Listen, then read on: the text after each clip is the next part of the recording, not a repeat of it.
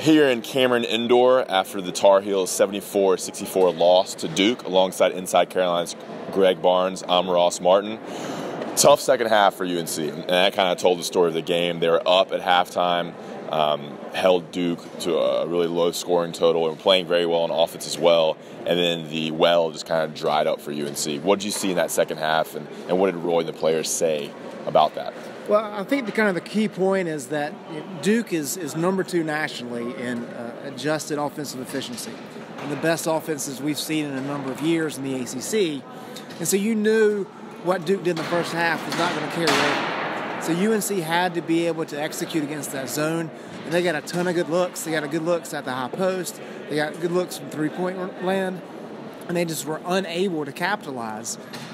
You're not going to shoot 37% and beat a team as talented offensively as Duke is. And that was the end of the game for them. And we know that UNC isn't going to get much inside. So when they did get inside and Theo Pinson got into the zone, they didn't make as many shots as UNC would have liked.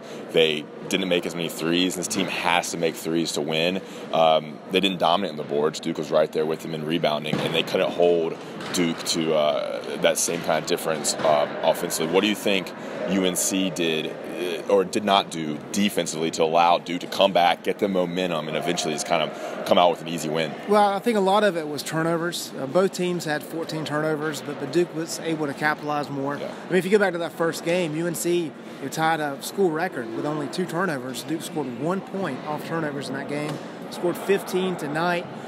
North Carolina, I believe they are now 9-9 on the season when opponents outscore them in that stat.